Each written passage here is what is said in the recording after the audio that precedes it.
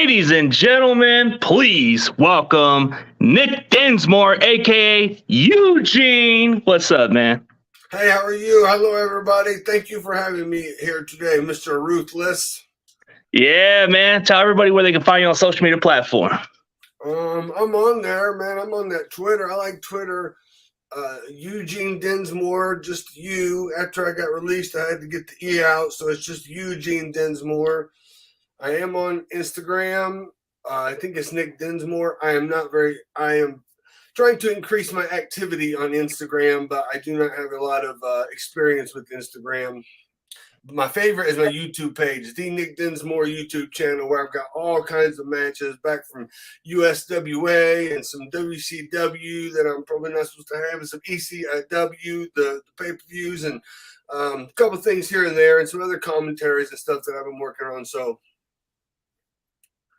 that's good to know, man. So tell everybody about yourself. what do you mean, man? What do you want to know? Everybody knows Eugene. I've been up and down, town to How about town. Nick Dinsmore as a human being first? Coast and coast like butter and toast. I've been east and west. I know the best. I've been from Kalamazoo to Kathmandu to Timbuktu to Rancho Cucamonga to Lake Titicaca. And I know two things for sure. Number one, I give my right arm to be ambidextrous. And number two, I'm excited to be here today with Ruthless. Yes, sir. So let's go off topic a little before we get into the wrestling. So what sports do you really enjoy the most besides wrestling? When I was younger, I played football and I amateur wrestled. As I began professional wrestling, I watched pro football, but I've since pretty much gotten out of really watching a lot of sports. I mean, I'll see the highlights on the news, or I really won't watch ESPN. I used to watch ESPN at the gym, but I will watch now more. I'll go to the gym and I'll YouTube old wrestling matches that I used to like, watching Arn Anderson or watching the Rock and Roll Express, or if I want to see the Armstrongs or something like that, something that I want to see, and I'll do cardio to that. And I watched, I'm pretty boring. I watched like historical documentaries, but I'm really getting into these conspiracy theories, man. I'm in it full 100%. I'm tinfoil hat is on. Yeah. So, what really influenced you into pro wrestling? So I was probably about eight years old when I saw the first Saturday Night's Main Event, and I thought it was phenomenal. I saw Orndorff chase Piper under the bleachers down the hallway, lock himself in the janitor's closet. I saw Uncle Elmer get married. I saw Hogan against Volkov, and I was like, man, that's what I want to do. That was awesome. And as I progressed watching wrestling, I like the tag teams. I like the Dynamite Kid and Davey Boy Smith, the British Bulldogs. They're probably two of my favorites. Oh yeah, British Bulldogs. They're pretty underrated tag team. Like, they got in the Hall of Fame, and I don't know. There's a lot of good with the tag team. And then what really influenced me? Hall of Fame as a tag team? I believe so. Like, I think it's British. Like, I think the only one that didn't get in was Dynamite Kid. Yeah. Davey got in, but British Bulldogs, the team didn't. Unfortunate. Yeah. As an individual, like a tag team together, they were really good. But for me, when at that age, seeing two guys dressed the same, doing moves and coming together and acrobatics and the hard hitting, and it was something cool about a tag team match compared to just a singles match that really caught my attention. Oh, that's good. So who's like one of your favorite single wrestlers that you just wanted to be like, or just? Man, I was 8 years old. I was a Hulk Hogan fan. Come on, brother. What you gonna do? But as Macho progressed, I love Macho. I like the Hart Foundation. The Hart Foundation was cool. I remember when I was 18, I went to Louisville Gardens to watch Monday Night Raw, and the dark match was a cage match. And it was Diesel, right? And Diesel comes out the door, and I was at the front row by the door, and he gives me a big high five. Yes. Oh, that's cool, man. Everybody has the idolize of Hulk Hogan. He was just bigger than life. Eat your prayers, or eat your vitamins, or something like that. Eat your prayers. Let's start eating our prayers and yeah, brother. Yeah.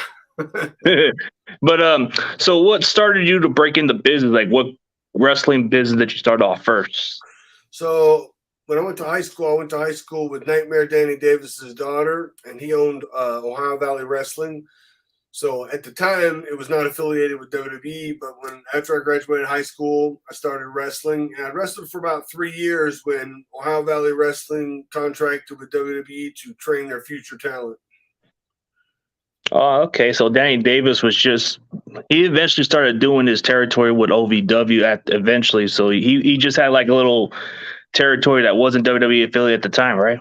So USWA ran Nashville, Memphis, Evansville, and Louisville. And I think the plan was Danny was going to take over Evansville, Louisville-ish area and kind of run that as a part of USWA, but then USWA kind of fell apart.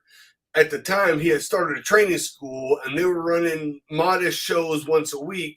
But then after USWA fell, there was no local wrestling on TV. So that's when he started a local television product, and things really started to take off. That's when Cornette wanted to start training the WWE talent there, and it all kind of coalesced and came together. I don't know that was the original plan, but that was the plan that ended up happening that worked really well.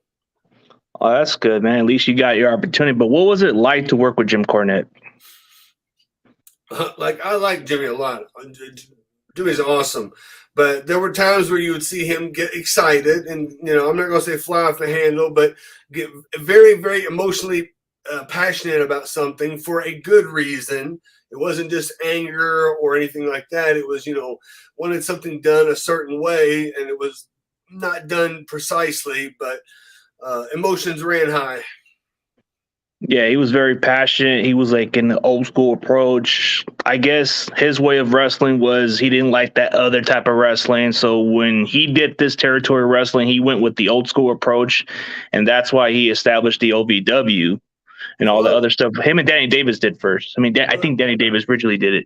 Yeah, Danny had it, and then Cornette came in, but it's just the right way to do it. It's if everything's done correctly, it makes sense later on. You don't have to do a bunch of things in the first 10 minutes to try to wow the crowd. The crowd's already there. It was very easy.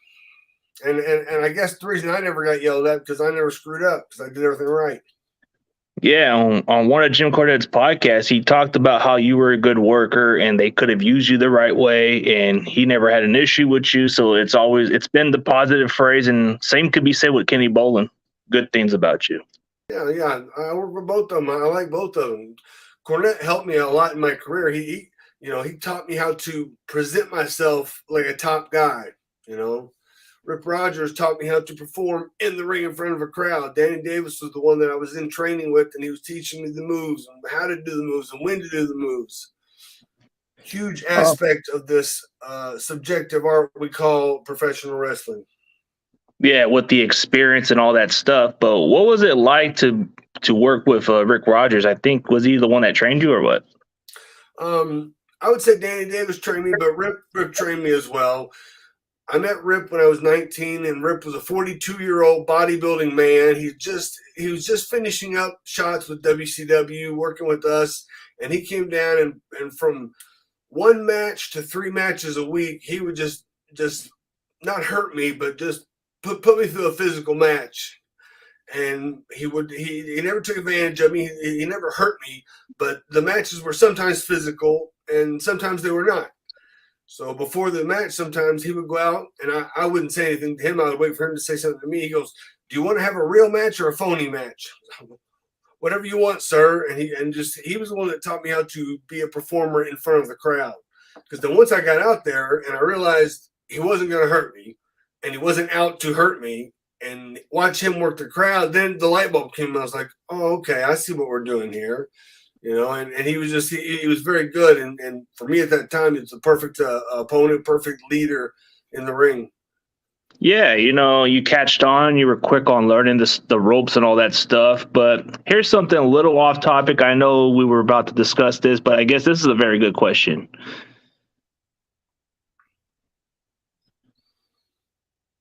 The one on the screen? Yeah. Do I watch football? What team do you root for? I will watch probably the Super Bowl, but I don't follow it real close. when I moved to South Dakota, I figured I had to either cheer for the Packers or the Vikings. So my wife's family is for the Vikings. So I guess now I'm a Vikings fan. Used to live in Louisville. There's no team in Louisville, so it could have been the Indianapolis Colts or the Cincinnati Bengals or the Titans. I did go to a Titans game, a Monday night game outdoors. It was pretty cool one time. So I was a Titans fan, but I don't have a particular team that I root for. Maybe the Vikings. Yeah, I'd say Vikings, I guess. Yeah, like maybe that one episode of Raw where you come in as a Cleveland resident and you wear the Cleveland Brown jersey. I thought that was golden. Yeah. Yeah. So, what got you into WCW? Because I know that on one of your careers, they had you on WCW in the beginning, right? Yeah. I wrestled at the first Brian Pillman Memorial Show. Terry Taylor worked for WCW. He was the representative there. Met him there. He ended up bringing me in to WCW about 13 shows or something like that altogether. I'm not sure how many. Two Nitros, 3 Thunders, and a handful of Saturday nights. Then Terry was released by WCW and hired by WWE, and this was 1998, 1999, and by the end of '99, I had a developmental contract with WWE. Okay, so it got you to that developmental contract. So, here's another interesting question, but we'll probably get to that very soon, but we'll go on it slowly, but we know we'll probably talk about him later. But all right, so when you first started off the developmental territory, who was the one opponent that you enjoy working with at OVW? It kind of goes in phases. Like I said, when I first started, Rob Conway started soon after I did. So we were kind of a team, and then we would wrestle Rip and whatever the other heel was. After a while, after Rob and I got enough experience, we started wrestling each other. So those were very good matches. Shortly after that, Doug Basham came back to wrestling. Phenomenal athlete. So he was someone that I had incredible matches with. And then another young man named Danny Basham came along. And there was a whole crew of guys that I felt like we have good matches with. But probably Rob and Doug and then Rip were probably the best at the time, the most confidence I had in the matches. Yeah, before those guys became the Basham brothers, they were just like solid single competitors in OVW. I think when Danny came in, he was called the Damager. Yeah, Damager character was really cool because it's who I don't know. He came in and started doing it, and he had full confidence, and it was really good.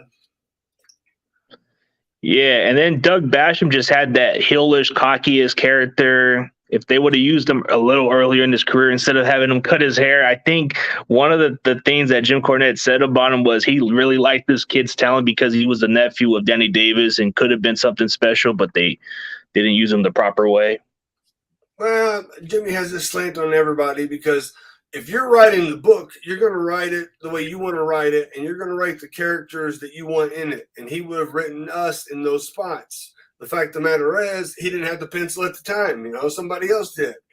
And if you're investing however many hundreds of thousands of dollars into Brock Lesnar, you're gonna tailor everything around that type guy.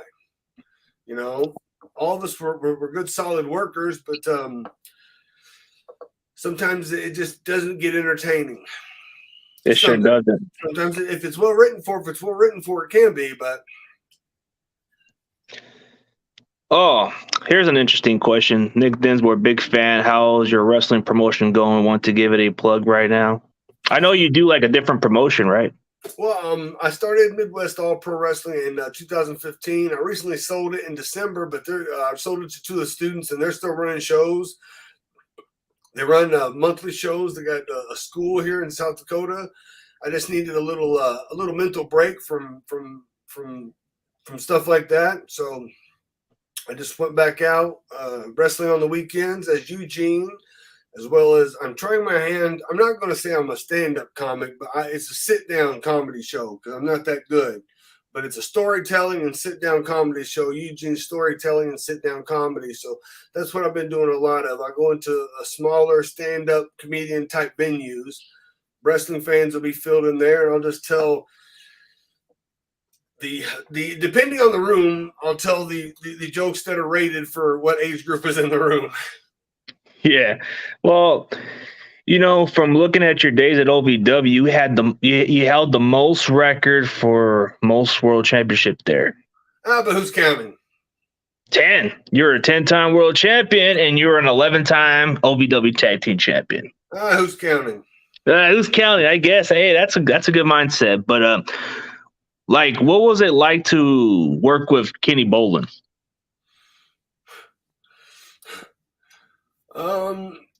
Kenny was always in a good mood, always funny, always joking around.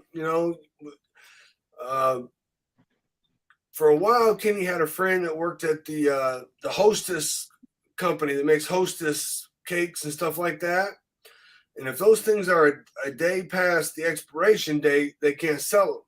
So he would bring a huge box of day past expiration ho-hos and ding-dongs and apple pies and everything Hostess had. And he'd bring it in the locker room. But I was young then, too. I didn't have much money. I was working a job. I was going to college. I was wrestling. I'd get there early, and I'd take the box and lock it in my car, and that's what I would have to eat all week, was this huge box of Hostess ding-dongs. Okay, so he's something else. So here's an interesting one. I don't know if this is true, but did you get any other the hints of the Sadman story from ECW? What? Was there story? Yeah. I don't think I'd ever met Sandman until that day, and he was a great guy, nice enough guy.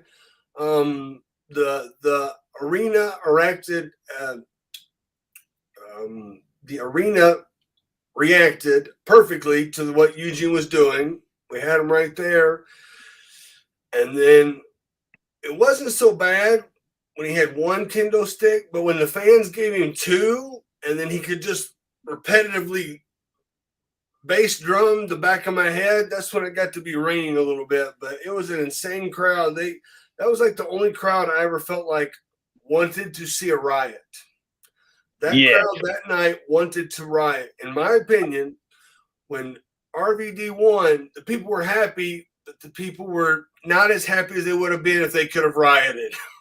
You know what I mean? Like, they were ready to fight, and they just wanted one reason, and we didn't give it to them. We gave them the happy reason, so they were happy. But it was a weirdest crowd I've ever been in front of. Oh, okay. So here's another good question from another follower of mine.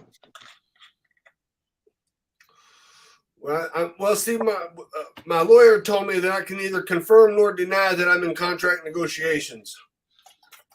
Oh, so there's a hint that you might return. I cannot discuss it at this time. Okay. All right. Respectable.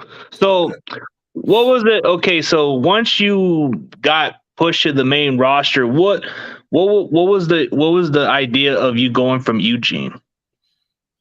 Rip Rogers' son has autism, and he gave me the idea of a character, like a Rain Man character that might not be very social in the back, but the minute he gets in the ring, the bell rings, and he can do stuff he's seen on TV perfectly. I pitched the idea I had an opportunity to have a meeting with Vince McMahon, and Vince goes, I want to get back to character-based wrestling. And I pitched the idea. This was February of 2004, and for some reason, Stone Cold Steve Austin had come back to do a show for something or an appearance, and he happened to walk in Vince's office, and Vince goes, have you ever seen this kid wrestle? Austin said, no, I don't think I have. I said, Danny Davis trained me, because I knew Danny and Austin had a friendship back in Dallas. And Austin goes, wow, then he's probably one of the best. So it's kind of like that vote of confidence that Vince said, okay, let's try it. But I don't know if they really thought Eugene would work. I think they thought it would be a flash in the pan. I was fortunate enough to have enough experience to be able to get it over and have enough players around me. If it wasn't for William Regal, I don't think Eugene would have been as high as he was, because it was the odd man coupling of Regal and Eugene that really made the comedy team work. Yeah, because Regal, I think before they even got him back to the Raw roster, I think they made the storyline with you and him, and I guess in some way you were supposedly a kayfabe nephew of Eric Bischoff. Yeah, that's Uncle Eric. Yeah, Uncle Eric, good old Uncle Eric. Yeah. So, was there like any other wrestlers behind the scenes that you didn't get along with that were kind of like rubbing you the wrong way, or you rubbed them the wrong way?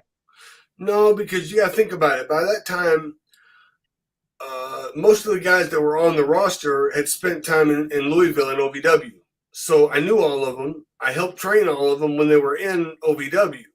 There might have been a few guys here and there, but I didn't feel that. So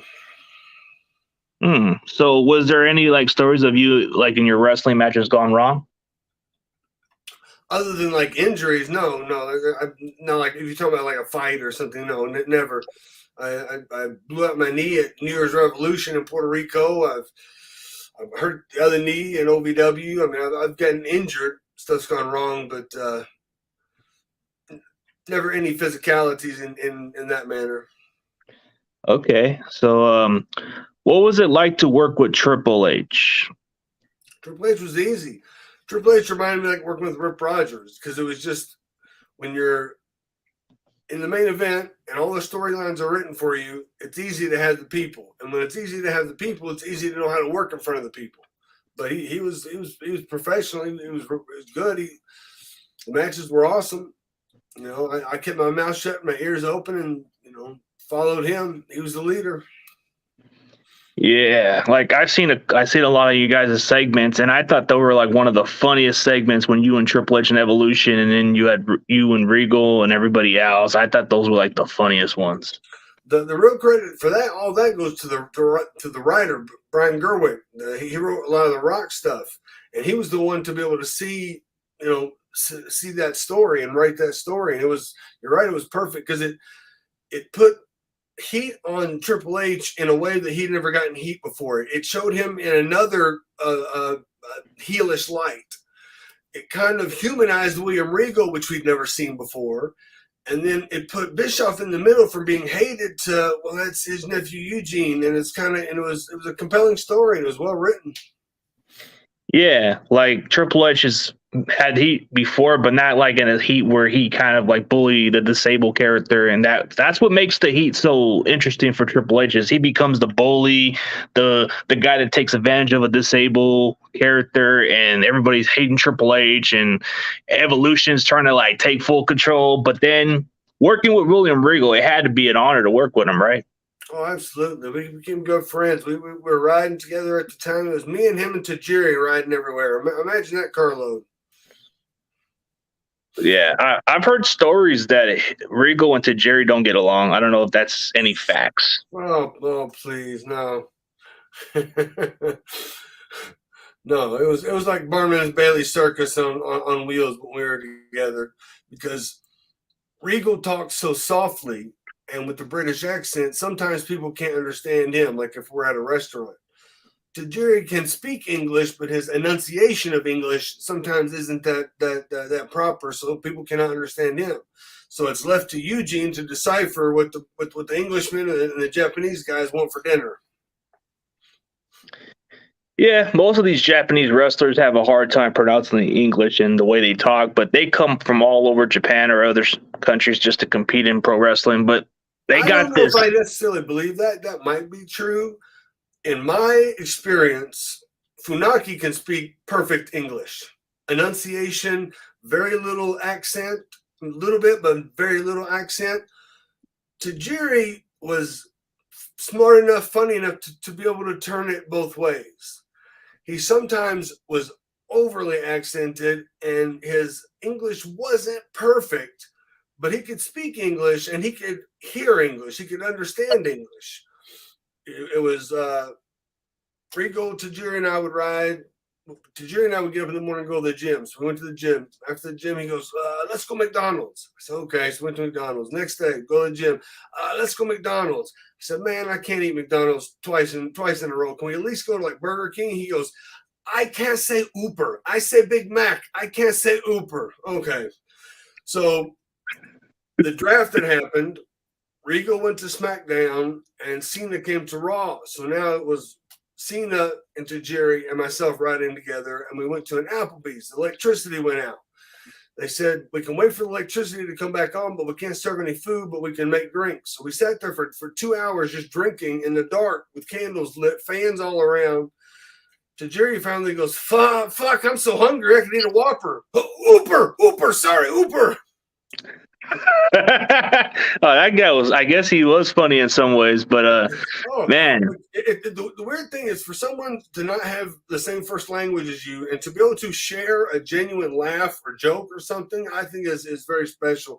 And he and I would cut up and joke and laugh all the time. Man, so I guess in a way, Tajiri was funny in some ways, but serious in the ring. Well, he knew how to be both. He was a good performer because there is a stereotype. Maybe there was a stereotype. Probably there is a stereotype. In my head, Tajiri's stereotype was a World War II Japanese evil when he wanted to do it because he would always scrunch down and his eyes would get shifty and he had that evil look. But he knew how to play comedy. He's a great performer.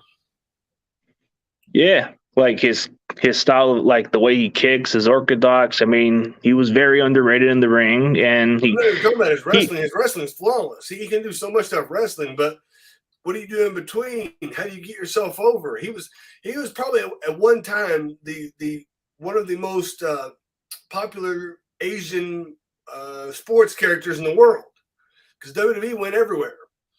I mean, it's probably top 5, and he was probably in there. Yeah, like his style, like the way he kicks and the way he moves, he's got that smooth move and all that stuff. Like when I watched him wrestle, he had the turn. He's got the green mist like Great Muta does. Yeah.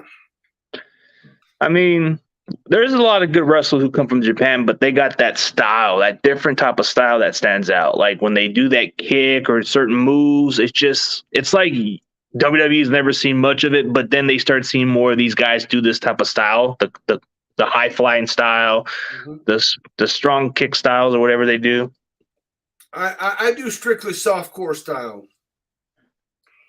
Okay, so when you look back at those, when you look back at some guys backstage, what was it like to work with John Laurinaitis, People Power? I mean, it's weird because like the fans will see these characters sporadically on TV, maybe once a week, but when you see them repetitively every day, it just becomes somebody you work with. Johnny's character was similar to himself, but he just he was the boss. He was my boss. He was generally the first person that would come to me and give me orders or what to do, or here we're doing this, or you're going here, blah blah blah. I had no problem with him. He was a stern man, but he was a fair man. Yeah, corporate guy listens to what Vince tells him and everybody else. They do the job pretty much. I mean, but it's not his job. He's got to relay somebody else's message to me. It is his job, but it's not his fault. Okay, so what was it like to work with Bischoff? Was he kind of like very easy or difficult to work with? Completely easy, awesome to work with. He was there wanting to make the segment as good as he could make it. He was 100% talent, in a good mood, showed up on time, smile on his face. Never once heard him gripe about anything. Sometimes if he had a concern, he would voice it and say, "Hey, can we do it like this?" But never in a negative light. Really accepted, because the Eugene character was a knock on him, and he took it in stride and took everything that WWE did to him in stride. And he was nice enough when I had a big show here in Sioux Falls, he came and did it for free. So we gave a portion of the check to one of our local charities, but he came all the way here and he was in Eugene's musical chair segment. Oh, that's good, man. Like when you look at those other matches, like as far as like a good match chemistry you had, I mean, I felt like there were some matches that kind of stood out to me. Like I felt like you had good matches with Rob Conway. Like you said, the matches were good, the chemistry was there, but like it was just like a simple transition. But then what was it like when you found out that you guys were going to win the tag team champions? Man, I don't know. When was that? Like 97, 98? I can't remember back that far. And it's like you say, 11 tag team titles, 10 world heavyweight titles. I mean, it's I don't know.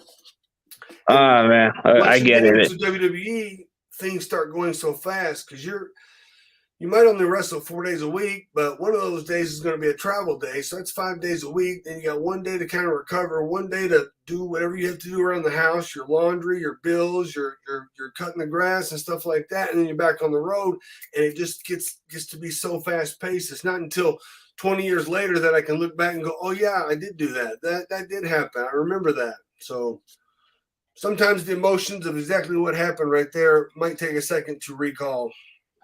Yeah. So, do you watch any AEW wrestling or not?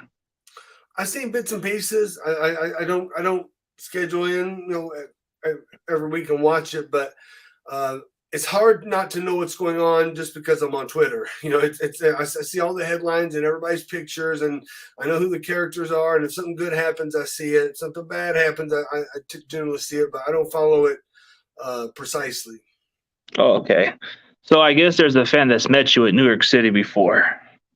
Okay, well, thanks for meeting me at Madison Square Garden in New York City. Oh, here's a good one. Who is some of Nick's favorite wrestlers that are wrestling right now? Sam, I don't know. I didn't actually meet him. I saw that. Who's the kid in AEW with the face paint that spells people? The little kid. Oh, Darby Allin? No. Oh, that Danhausen. What's his name? yeah, Hauser. There you go. He was running around this convention, and I didn't get a chance to meet him, but he was very entertaining just watching him, do the stuff he was doing, run around this convention. So I just got a chance to meet him. Yeah, man. Like, and then you got Christian Cage who's still wrestling. What was it like to work with this guy? It was easy to work with. He pulled my hair one time, so I almost had to bite his fingers, but I'm just kidding. He was very easy to work with, and he was, the crowd knew who he was. He was over. He's a guy that I don't know that he ever hurt anybody. In the business, he's just a well-rounded, well-liked guy. You don't stay working in this business this long unless you're a well-liked person. If you're a person that a lot of people, one person, everybody does not like, you don't stay around too long. That's true. But speaking of another wrestler, I know this may sound controversial, but what was it like to work with Chris Benoit? Oh, Benoit was easy. It was brutal. It was vicious. It was a battle. It was physical. But I wrestled Benoit in Louisville when I was Nick Dinsmore. That's what made me a star in Louisville. Was I went 20 minutes against a guy that I don't think he was world champion at the time, but he soon was after. And then wrestling him for WWE and doing the whole angle with him. I mean, it's difficult when a friend, a mentor, an idol, someone you look up to has a incident that totally smears their legacy. I will forever think that it was brain damage because he wrestled that hard. I do not think he should be forgotten. I think he should be remembered because it's a cautionary tale that we cannot wrestle that hard because that's going to start happening. You already see it happening in the NFL. Guys that played multiple years of NFL have the CTE concussion syndrome, and they're committing suicide and killing their families, and very bad things are happening to guys that abuse their body that hard for that long and then are now that age. I think. Yeah, when I look at Chris Benoit, I don't really look past of what he did. I just look at how good of a technical wrestler he was, like a submission specialist. He was he was not big in stature, but he made up for it. Like this guy, I don't know. When I grew up watching wrestling, he stood out to me because I liked his style of wrestling where he puts a submission, the sharpshooter. He would take, he was like an underdog. Like he would take the big guy. Didn't matter how big you are. He would put you in a submission. You tap out. That's it. So when I look at Chris Benoit, I do think he should be remembered as a good technical wrestler, not personal, It was. He will be remembered as that. But the fact of the matter is, everybody only remembers your last performance. That's true. That's all people look at. But then what kind of really got me in the tragedy at the time was Eddie Guerrero. Like, did you ever have a chance to work with him or not really? I didn't get a chance to wrestle Eddie, but I made him. I was around him just a little bit. I wish I could have been around him more, but he was an awesome, solid guy.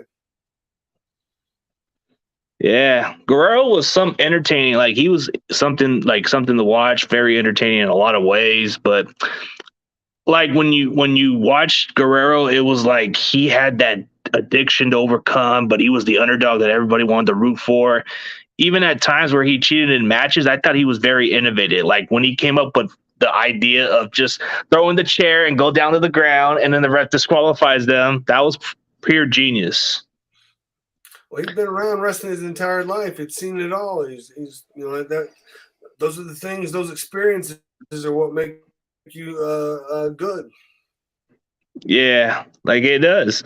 But what was it like to work with Hacksaw Jim Duggan? I know at the point of your career, that's where you turned heel on him, right? Yeah. Hacksaw was fun because Hacksaw was always over. And I knew the match. We were having good matches with good people, and I'd known Jim for a while, but of course I grew up watching him too. So it was an awesome time.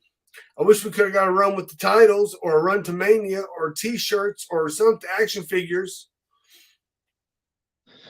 Yeah. This one's a good question. I think a lot of it does play a factor with Benoit's head because he did the diving headbutt also, but I think the chair shots were a factor. Well, the thing is he didn't take a chair shot every night, but he did the headbutt every night. You know what I mean? Yeah. Or he would just headbutt you. I mean, the chair shots are one thing, but a lot of guys will still protect themselves with a chair shot, but you're still getting that force. Anytime you bump your head and you see spots, that's a concussion. That's considered a concussion. And by those standards, I mean, that happens every night in a wrestling match. Yeah. When I saw you team up with Benoit, I believe Benoit had you do the diving headbutt move. And I think that's where you were like this, like.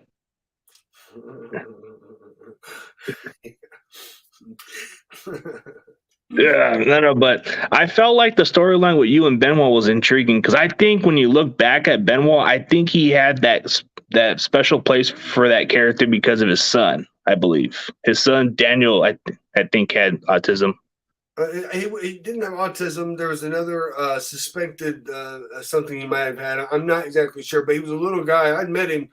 He liked Eugene too, but there was another guy like Eugene character kind of humanized Benoit. He had always been attacked, and all of a sudden he's compassionate for someone. So yeah, the way it was, Benoit was like that guy that protects the bully. I mean, protects you and goes after Triple H for being the big bully and everybody else. And William Regal eventually becomes the guy that picks on you at that point, and then eventually has your back. Like you gain that respect. But when you look back at working with those wrestlers, man, it had to be an honor to work with a lot of these individuals, right? Of course, I grew up, watching a lot of these guys, and now I'm in main event storylines tailored around my character.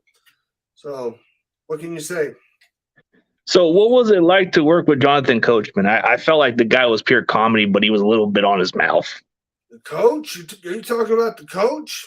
Yeah, the coach. Coach is actually a phenomenal athlete. He was a college basketball player, and he's a big guy too. And he's smart on his feet, and he can speak well. The coach wasn't trained in pro wrestling, but he was still an athlete, and he was very good.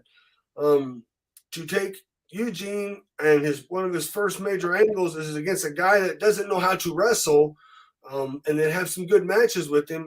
I thought that was always something I was always proud of. The coach is a good guy. He also came here to Sioux Falls and wrestled me in a big match 2 years ago. Yeah, I think you had a match where you lost to him, right? Yeah, he always beats me. He always cheats. Yeah, that's his tactic. If you look at it that way, he was like Bischoff's favorite kind of character, sucked up to him. And then I'm pretty sure it was nice to be around Jim Ross and Jerry the King Lawler during those times, right?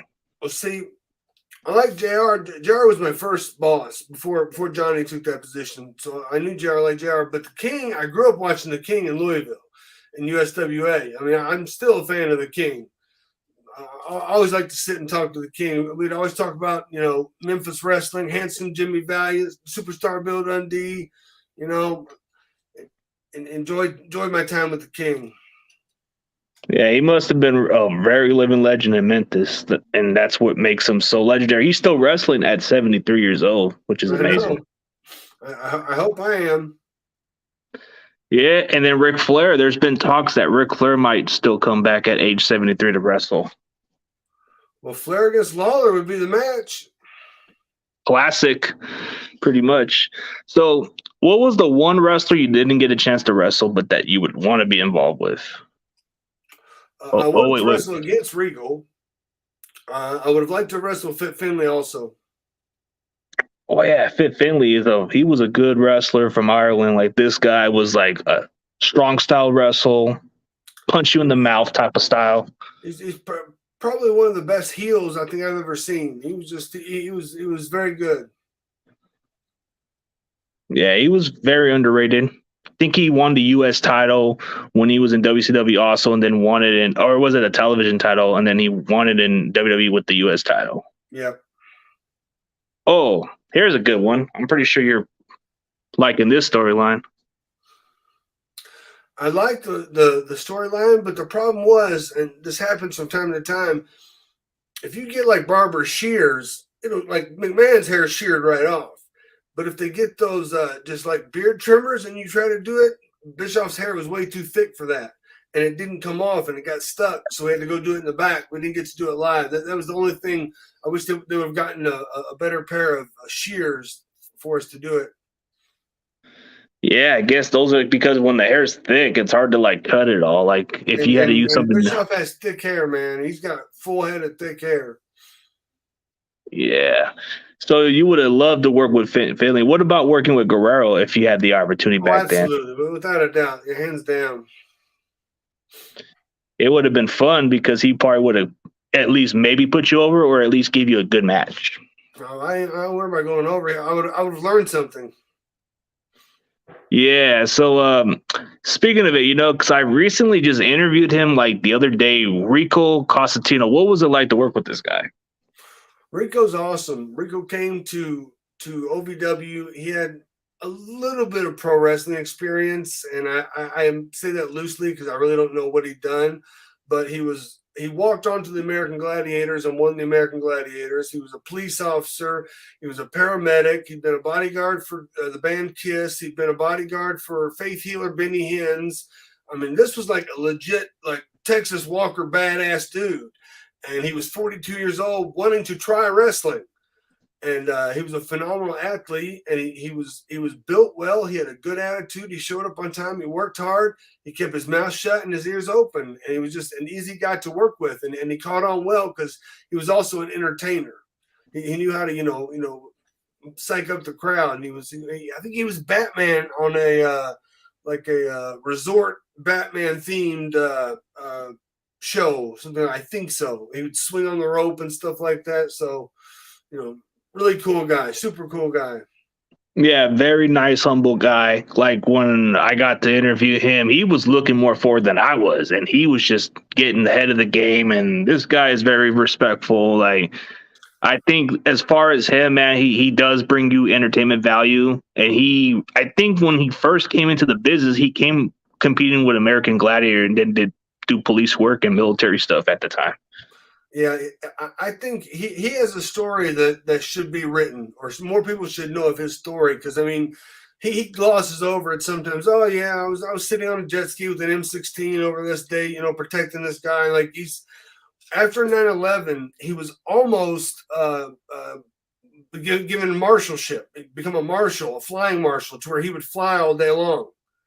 But it ended up not happening. I mean, he's a legit dude. Yeah, he gave me a couple of interesting stories. Like I think he gave me the one with the Undertaker story in Italy or something, and quite a few other ones. Then I don't know. I don't know if this is true for a lot of wrestlers that's gone through the locker room. Was Bubba Ray kind of difficult to work with, or was he kind of like whatever to you? I never had to work with him, so it wasn't difficult for me to work with. His Bully Ray character is similar to the character that he was. I'm not gonna say character, just him. A very New York type guy. I never had an issue with him, but I could see him at certain times, because he had stature in the locker room, not intimidate people, but if people were intimidated, he never really did anything to alleviate it. You know what I mean? He didn't really go up and I don't know, because I went around him a whole lot. He would wrestle with Lance Cade, and Lance Cade would always get in the car and not tell me bad stories, but say he was physical. That's what I was, not difficult, but physical. Yeah, Rico said he was very physical and he had a confrontation with him, and then a lot of other wrestlers have had issues with him, but he said he never had any other issues with other wrestlers but him. But everybody has different opinions of Bob Holly, but I don't know if you've ever worked with him. I worked with Bob. Bob was okay. Bob was, Bob was what he was. He was, upset, angry Southerner, but it was never directed towards anyone that I saw. It was always maybe against traffic or against, something that everybody gets mad at. So it really wasn't out of character. And I never saw him take advantage of anybody or hurt anybody, but he was physical. But it's difference between being safely physical and then unsafe. And I never saw him be unsafe. Okay, so what was it? So for JBL, a lot of crazy stories, like a lot of rib stories, a lot of this, or a lot of bullying backstage. Any experience from JBL or no? I mean, see, the thing was, when I was at OVW, I was a player coach, and a lot of these guys would come down and do a couple-week rehab or something, so I got to meet all of them, and they saw me in that light as a coach, so that when I got called up, I wasn't just a rookie. I wasn't just a new guy. They knew me. They'd met me. I was JBL was also on SmackDown when I was on Raw, so he was always nice to me, and I never had any issue or saw anything malice from him. But I too did hear the stories that everybody else hears. Okay, so was there any other Raw superstar who was a bully backstage that you were pretty aware of that you never had an issue with? Man, the thing is if there's a bully, there's going to be somebody in that locker room that is going to step up and take on a bully. So bullies don't last long. You know what I mean? There's going to be somebody that's going to say, this isn't right. And say, sit down, keep your mouth shut, blah, blah, blah. Well, what happens sometimes is guys would come in and get very comfortable. And I remember this guy we didn't have a lot of space, and he had had his shit out everywhere, just hanging all. And somebody took it all and put it in the shower and turned the shower on, but I never saw any bullying. Although I would at times play jokes on people, but it was only the people that I liked. Okay, so you just didn't see much of it going on. I know there's a lot behind the scenes with other wrestlers, and they have different opinions of it. But as far as your experience, man, you pretty much have got along with everybody else, and everybody enjoyed working with you. Someone asked Coach the question one time, who's the guy in the locker room that everybody liked? And he said me. Like I said, I didn't see any bullying. I'd heard the stories and I could see where it could happen, but it never happened to me. Okay. So have you ever met Hulk Hogan or kept in touch with him? Oh yeah. At WrestleMania, I was in the ring with him, had my Mania moment with Hogan. But yeah, we're real tight. We talk every day on the phone, brother. That's why you use the word brother, because you say, hey, brother, can we reschedule that, brother? Yeah. So when you were in OVW, when did you notice that maybe Orton and Cena and Batista had potential to be top stars? Man, the thing is, they hired about 16 or 17 guys, and these were all guys that could have been stars. I mean, there was Batista, there was Brock Lesnar, there was Randy, there was Cena, there was Shelton, Victoria was there, but then there was a 7'2" guy that just didn't pan out. There was a bodybuilder that didn't pan out. There was a Greco-Roman wrestler that had a great body that just didn't pan out. And they were all good, but when Batista and Lesnar and Cena and Orton were in the ring, they had a connection to the crowd that the other guys didn't. I don't know how to explain it other than maybe you can see a dozen good-looking cars, but there's something about one of them when you drive it that you want to keep driving it. You know what I mean? The other ones are cool, but it's something about this one car, the way it feels, the way it moves, that connection to the people similar is what those guys had. And that's why they became the big stars that they are. Yeah, when I met Batista, he was a nice guy to me. He seemed like very humble, but as soon as he hit Hollywood, he was just too cocky a little bit. But Randy Orton, that's when I knew this guy had star written all over it. Like Cena, it was a matter of when he was going to get his opportunities, but I felt like Orton right off the bat, he had superstar written all over it. They were all good. It takes time to develop. It takes time to get experience, and it takes time to make sure that life goes in the right direction. Because there's been a lot of this guy should have been great if this wouldn't have happened. You know what I mean? And like I felt Sean O'Hare had high potential. This guy was gifted. Yes. Like he was unbelievable. Like he did high flying moves before there was other guys doing that. Like I felt like he should have got opportunities, but I don't know what happened. Yeah, exactly. I mean, Sean came to Louisville. I knew Sean well, and he was a phenomenal athlete. Had the look. When they started the campaign, what was the campaign where he was in a long cloak and he was talking, whatever it was perfect, but it didn't match what he was doing in the ring. And somebody dropped the ball or didn't fully, materialize what could have been there. But there also could have been a lot of choices that Sean made that hindered his life as well. Yeah, a lot of stuff going on with what was going on with him, and but I guess it led him to depression and killed himself, which rest his soul. But he could have been something great because I felt like when I watched him wrestle, he did a lot of stuff that most heavyweight guys wouldn't do. Mm-hmm. And he could have got over. Like maybe if he got along with Triple H, maybe it could have been him over Batista because he had the potential, everything, like the body size, the high flyability. No disrespect to Batista, he just had the power. He just had the muscle mentality. But it was just a different time. There was just different wrestlers that could have fit in. Like Mark Jindrak was supposed to be on Evolution, but never happened. Like he was supposed to be over like one of the other wrestlers. Yeah, I remember seeing the initial photo shoot for it, but yeah, it didn't work out. That happens though. Yeah. So was there here's a good advice. Let's put this question right here. Nick, got any tips for current wrestlers on how to get over? You have to connect to the crowd in some way, shape, or form. Doing moves is not going to get you to connect to the crowd. The simple story is there's a guy that the people want to cheer for and a guy that people want to boo. And the guy that the people want to boo needs to cheat behind the referee's back to get an advantage on the guy that people want to cheer. So then I can cheer you so you can come back on him. Simple story. And it's done big guy, little guy, wrestling match, comedy match, tag match. It's the same story. Give me a reason to cheer for this guy. Give me a reason to hate this guy. And I want to see the underdog win. Paint the babyface in an underdog light where he has to come back and win something of value. That's true. Because like you said, they had to have a reason to cheer and boo the person, one or the other. But wasn't it great segments of you working with Evolution? It just had some good storylines. Really, I just thought it was funny. I was recently watching one of your segments of where Triple H was kind of pissed off, but he told the other guys of Evolution to not even touch you unless he touches you. And I thought that was kind of funny. And then Ric Flair says, Chuck E. Cheese, I'm Ric Flair. He took all my stuff. Flair had an idea where he wanted to get Eugene laid.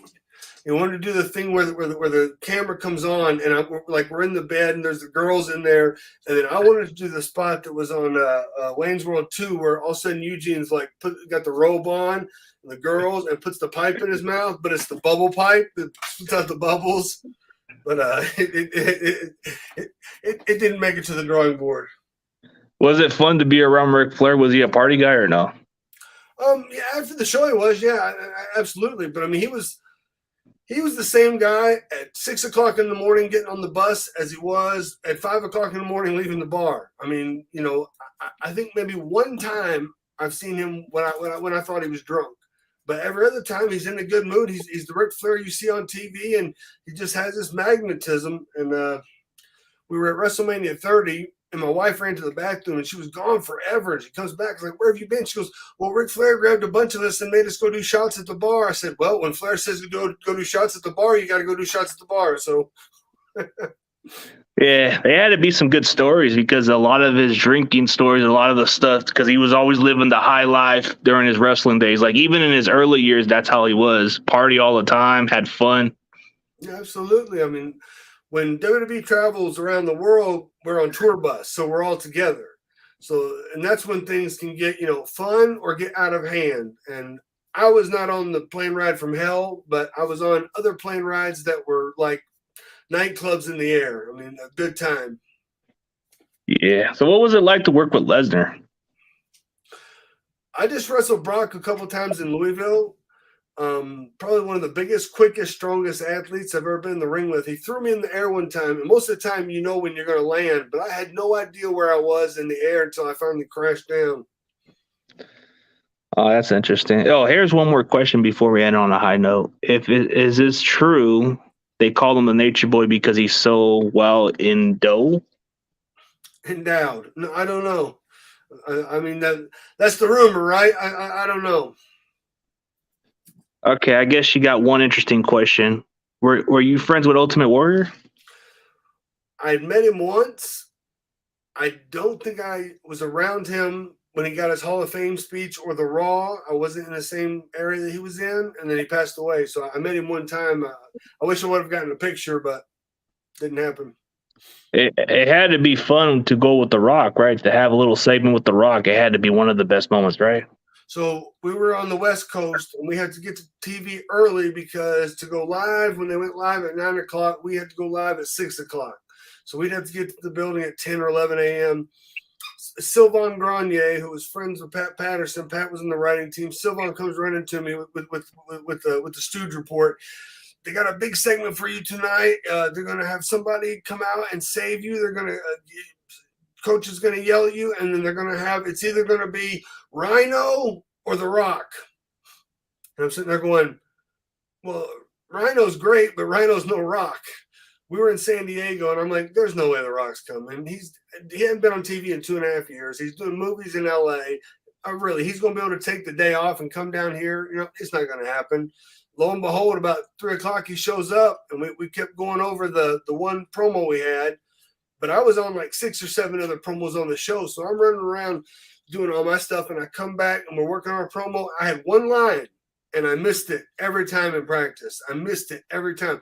We're live on TV. He's doing the promo. He walks past me. He puts the microphone by his hip, and he goes, your line's next, kid, and just fed it to me. And then it was that line, it was that 15 minutes that made me a superstar, that made me, if it was the Mafia, I would be a made man after that time right there.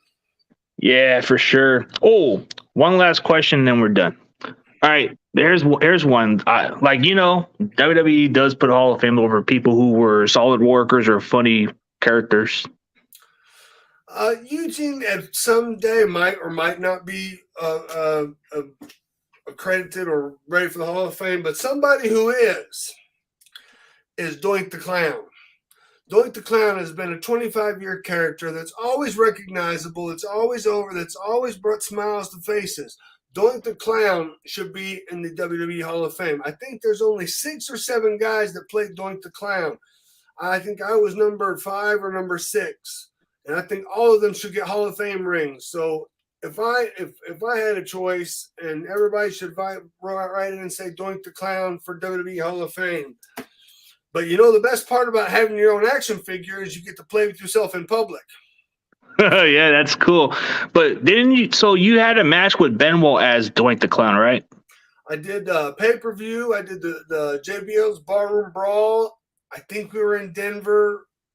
It might have been Colorado Springs somewhere. And then I stayed for SmackDown, which was on Tuesday, and wrestled Benoit as Doink the Clown. Okay, yeah, because you did play that character, and it had to be fun, right? Just to be Doink the Clown for that day. Yeah, like I really didn't know what to do. I was just out there. I had the flower that squirts the water, and I squirted Benoit in the face, and then he beat me up. Oh wow. Had to be funny, but thank you for being on the show, man. It was great, man. It's been past the hour mark. I know it's Oh, yeah, interesting, bro. I like good storytellers, man, and maybe in the near future I want to get you back on. But man, absolutely. I come back on, but check out my YouTube channel. I have some of my storytelling sit down episodes up. I'm not real confident in what I have right now, so I'm leery to put out there. But there are some things, some funny stories. So check it out. yeah, I'm gonna promote it, man. I'm gonna put it on my tab, and then everybody can check it out. Because I know you have a channel, but is it the Nick Dinsmore channel or the Midwest All Pro? No, I had both, but the one I have now is the Nick Dinsmore YouTube channel. The Midwest All Pro channel had a video that had 1.8 million views, and I put a match between Dynamite Kid and Tiger Mask on there as instruction. I thought I gave enough credit to New Japan, but apparently I didn't because they 3-striked me and I lost that whole channel. But I still have the Nick Dinsmore YouTube channel, which is where I put all the stuff about Nick Dinsmore. Yeah. All right. So we're gonna end it on the high note, guys. Yeah, and this is Hugo. He's been wanting to play. Oh, that's cool. That's a nice Pomeranian dog, right? Mm-hmm, yep. All right, guys. So CG Ruthless Sports and Nick Dinsmore Eugene is out, and see you guys later. Yeah.